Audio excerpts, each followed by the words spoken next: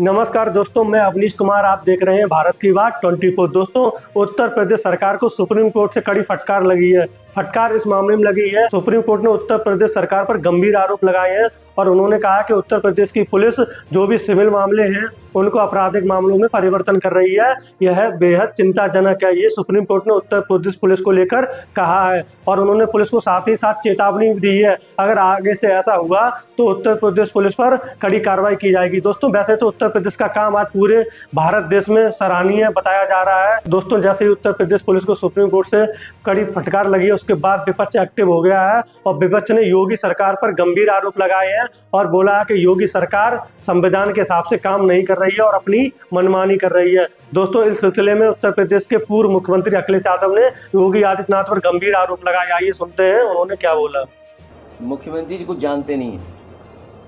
अगर उन्हें वीवो का मोबाइल दे दो तो कहो वो भी ना चला पाए, आईफोन दे दो तो कहो दीवार पे मार दें। क्या कह रहे हैं कि 3 साल में हम गरीबी दूर कर देंगे, जीरो पॉवर्टी कर देंगे। ये किस बात का नारा है? और फिर zero tolerance law and order के लिए सुप्रीम कोर्ट क्या कह रहा है? सुप्रीम कोर्ट कह रहा है जो बात हम लोग कहते थे वो बात सुप्रीम कोर्ट कह रहा है कि कानून व्यवस्था उत्तर प्रदेश में है ही नहीं, खत्म हो गई है। कानून व्यवस्था के नाम पर कुछ हो ही नहीं रहा है। मनचाहा अधिकारी काम कर रहे हैं, मनचाहा अधिकारी मुकदमे लगा रहे हैं, मनचाहा लोग पैसे वसूल रहे हैं। और जौनपुर से बेहतर कौन नहीं जानता, याद करो वो पुजारी की घटना। क्या आज भी जेल में नहीं है पुलिस के लोग? मुझे वो दिन याद है जब एक बच्चा केवल टिकटॉक बना रहा था, वो मुस्लिम बच्चा था, टिकटॉक बना रहा था, पुलिस ने दबाव बनाया, उसके बाद पिताजी से पैसा लेना चाहते थे, जान चली गई। बाद में हमारा पूरा डेलीगेशन पार्टी का पहुंचा था, न जाने कितने बेगुनाहों को मार दिया।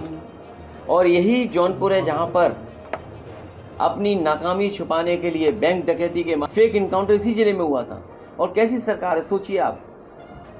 जब सवाल खड़े हुए, जवाब नहीं दे पाए, तो उन्होंने बैलेंस करने के लिए एक छतरी की भी जान ले ली। ये बात आप लोगों से नहीं छिपी होगी क्योंकि आप लोगों ने तो करीब से चीज़ें देखी हैं।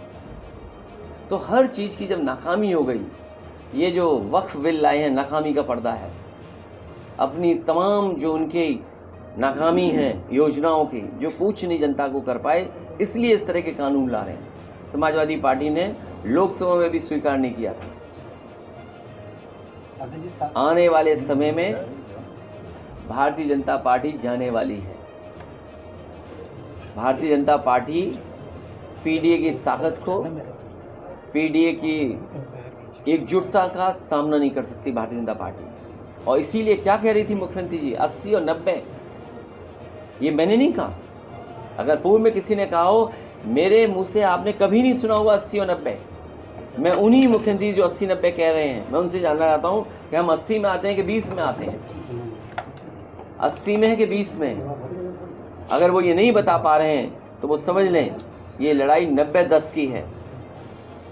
और 90-10 में इसलिए बोल रहा हूँ कि हर पीड़ित अपमानित पीडीए के साथ है। बात करें उत्तर प्रदेश की, तो जब से उत्तर प्रदेश में योगी आदित्यनाथ की सरकार आई है तब से कानून व्यवस्था पर आए दिन सवाल होते रहते हैं। विपक्ष ये लगातार सवाल उठाता है कि सरकार संविधान के हिसाब से नहीं चल रही है, सरकार ठोको नीति अपना रही है। उधर सरकार का भी ये कहना है कि उत्तर प्रदेश को क्राइम मुक्त बना दिया गया है, लेकिन आए दिन उत्तर प्रदेश सरकार पर ये सवाल उठते रहते हैं। दोस्तों, इस मुद्दे पर आपकी क्या राय है? कमेंट बॉक्स में कमेंट करके जरूर बताएं।